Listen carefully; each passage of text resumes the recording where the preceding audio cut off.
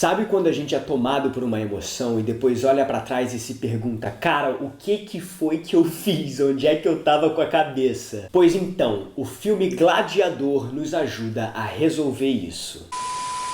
Fala galera, tudo tranquilo com vocês? Eu me chamo Patrick Magela e hoje o nosso papo vai ser sobre um filme épico chamado Gladiador. Esse filme é muitíssimo conhecido e ele foi lançado em 2000 e levou 5 Oscars, incluindo o de melhor filme e de melhor ator em uma interpretação sensacional do Russell Crowe. Bom, quem já assistiu a esse filme sabe muito bem que ele é um verdadeiro espetáculo, porque ele consegue retratar o Império Romano com toda a sua glória e principais características, como por exemplo a política do pão e circo, os perigos que o imperador corria e a necessidade de conquistar sempre mais. E o filme faz isso misturando pitadas de realidade com um bocado de ficção e, diga-se de passagem, faz isso bem demais. Bom, mas adivinhem o que a gente vai fazer aqui hoje? Extrair 3 lições de vida do filme Gladiador e também falar sobre uma curiosidade muito interessante. O caos e a façanha de realizar esse filme com um roteiro inicial de só 21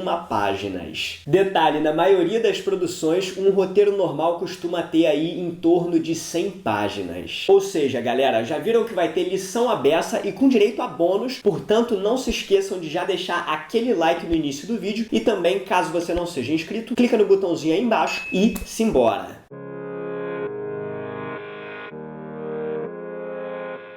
De início, o processo começou praticamente como um filme comum, sem nada aparentemente fora do padrão. Ou seja, o estúdio e os produtores já tinham o roteiro fechado e pronto para as filmagens, o elenco já havia sido escolhido e eles tinham um grande diretor, que é o Ridley Scott, para poder guiar todo esse time. E foi então que o Russell Crowe e o Ridley pensaram o seguinte: por que a gente não se reúne só para poder ler o roteiro com calma, página por página, e ver se precisa fazer algum ajuste pequeno antes do início das filmagens?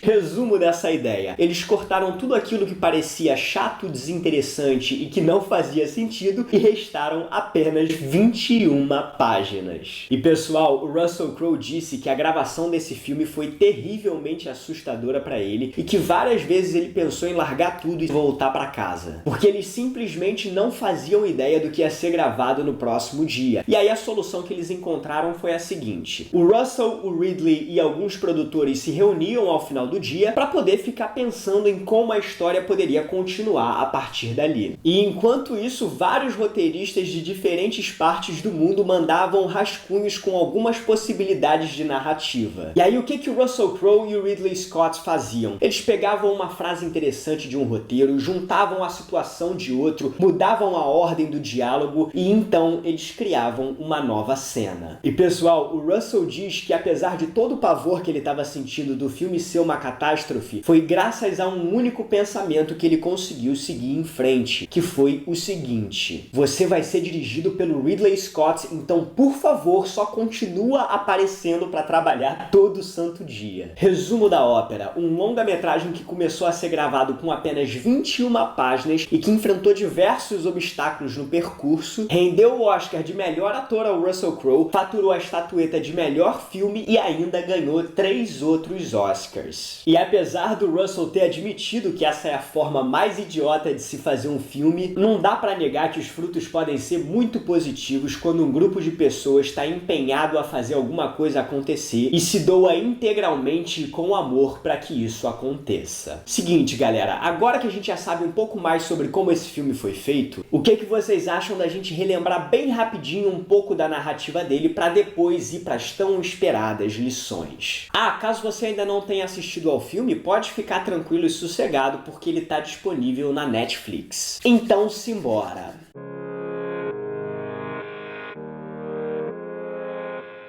O filme se passa no ano de 180 d.C. e conta a história de um grande general romano chamado Maximus, que é indicado ao trono pelo próprio imperador Marco Aurélio. Figura histórica de quem, aliás, nós já falamos aqui no canal. Só que Cômodo, o filho do imperador, tomado por ira e inveja, acaba assassinando seu pai para poder assumir o comando de Roma. A partir de então, Cômodo exige o assassinato de Maximus e de sua família, só que o general é o único único que consegue sobreviver se torna escravo e futuramente gladiador. E ao longo do filme a gente acompanha a jornada de Maximus enfrentando várias adversidades na busca de vingança pelo que aconteceu à sua família. Galera, 2 etapas já foram cumpridas, agora vamos para a última e mais importante, que são os ensinamentos.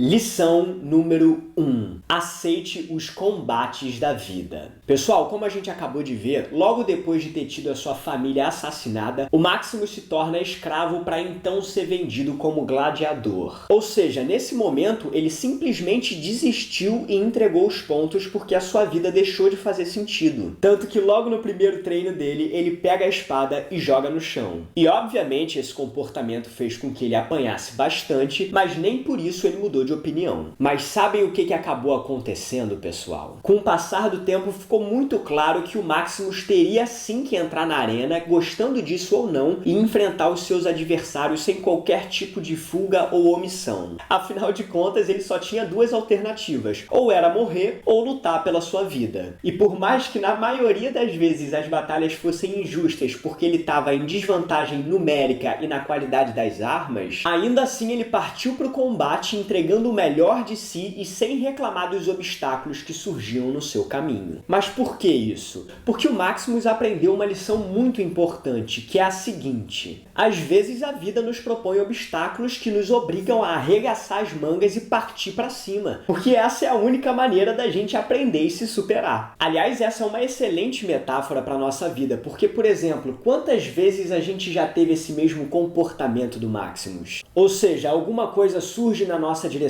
e por medo, preguiça, insegurança ou indiferença, a gente simplesmente larga a espada no chão. Só que reparem, parece que esse mesmo desafio fica reaparecendo na nossa vida, como se a gente não tivesse escapatória a não ser enfrentá-lo de cabeça erguida. E pessoal, existe uma frase que eu gosto muito e que diz o seguinte: a única saída é através. Portanto, isso significa que a gente tem que desenvolver essa sensibilidade de perceber quais são as barreiras que a vida quer que a gente enfrente, porque atrás delas existe uma lição a ser aprendida e algo a ser conquistado. Então, galera, não percam tempo. Se a vida cobrar, entrem na arena e estejam prontos para o combate. Afinal de contas, é sempre bom a gente relembrar que se o Russell Crowe e o Ridley Scott não tivessem gladiado com os incontáveis problemas que a vida pôs no caminho deles, nós não teríamos esse filme hoje em dia.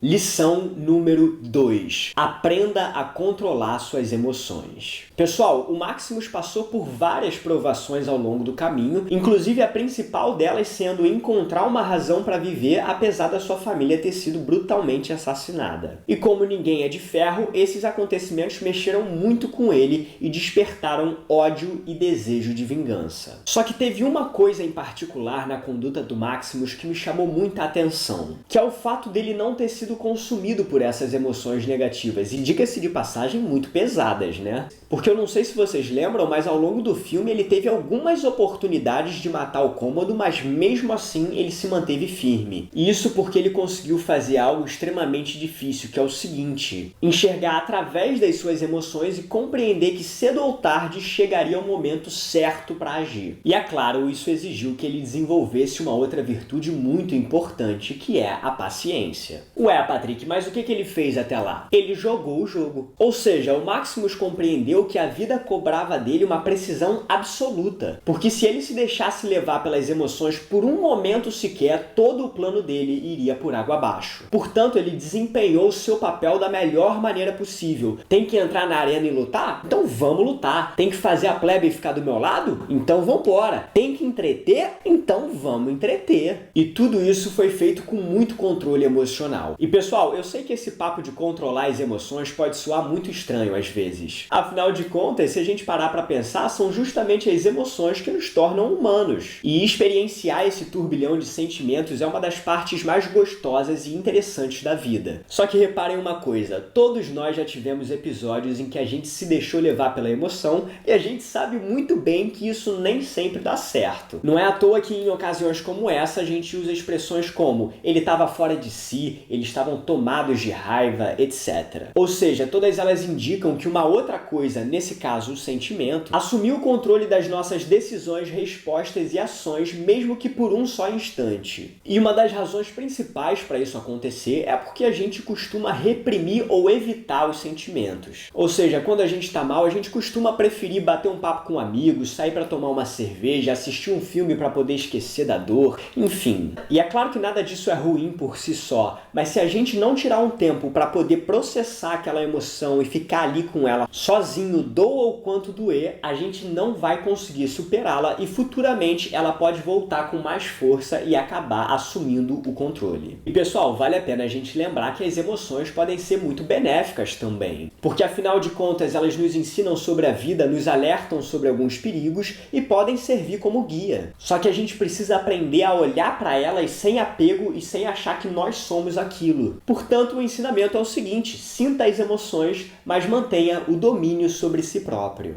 Terceira e última lição, e pessoal, essa conclui o nosso encadeamento de lições da melhor maneira possível. Então, pega essa beterraba. Não haja apenas para o seu benefício. Galera, se a gente se perguntasse rapidamente sobre o que é o filme, é muito provável que a resposta seria um homem buscando vingar a morte da sua família. E é claro que isso faz parte da obra, inclusive sendo um dos pontos principais de sustentação da narrativa. Só que se a gente olhar com um pouquinho mais de calma, dá para perceber que existe uma camada mais profunda aí, que é a seguinte: o filme conta a história de um homem que quer devolver a Roma e a seus cidadãos um sonho, uma visão. E lembrem o seguinte, o Marco Aurélio queria que o Maximus fosse imperador justamente por saber que nele havia um coração puro e um homem capaz de guiar Roma ao seu ideal. E é muito provável que se o Maximus estivesse correndo só atrás de vingança, ele teria se precipitado e estragado tudo. E isso a gente sabe bem, está muito distante do que realmente aconteceu. Não é à toa que as suas últimas palavras são as seguintes: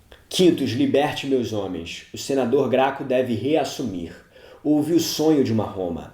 Ele deve se realizar. São os desejos de Marco Aurélio. Ou seja, o Maximus tinha motivos de sobra para poder tornar a sua perseguição pessoal e acabar logo com a vida do Cômodo. Mas ele compreendia muito bem que o povo não podia ficar daquele jeito, e que apesar do seu filho ter sido assassinado, existiam outras crianças que mereciam crescer em uma Roma honesta e que as estimulasse. Portanto, em vez de correr atrás daquilo que só lhe interessava, o Maximus conseguiu unir o útil ao agradável. E essa conduta dele me gerou a seguinte reflexão: quantas oportunidades de ajudar outras pessoas eu perco todos os dias por estar pensando só em mim mesmo. E olhem que loucura, às vezes a gente está tão focado no que precisa ser feito, nas nossas metas e nos nossos problemas, que a gente acaba esquecendo que as outras pessoas também têm as suas metas e os seus problemas e que muito provavelmente elas estejam precisando de ajuda. E é claro que o feito do Maximus foi heróico e poético, afinal de contas ele salvou o destino de Roma, mas a gente precisa lembrar que essa não é a única forma de ajudar alguém, porque uma ação aparentemente simples e pequena é sim capaz de ajudar os outros. Às vezes só uma palavra é necessária, galera. Olhem que louco isso. Mas para poder fazer isso, a gente precisa ser capaz de observar mais as coisas ao nosso redor e largar a mão dessa ideia de que os nossos problemas e sonhos são mais importantes do que os dos outros. Sendo assim, pessoal, não se esqueçam do exemplo que o Maximus nos deu. Simplesmente ajudem. E pessoal, me contem aqui nos comentários, por favor, o que vocês acham desse filme. Eu particularmente sou apaixonado por ele, eu adoro a interpretação do Russell Crowe e eu acho que é, assim, um verdadeiro filmaço. Aliás, se vocês tiverem sugestões de outras obras nessa mesma pegada, deixem aqui também, que é pra gente poder analisar num próximo vídeo. É mais ou menos isso que eu tinha pra falar hoje, pessoal. Então, um beijo pra vocês.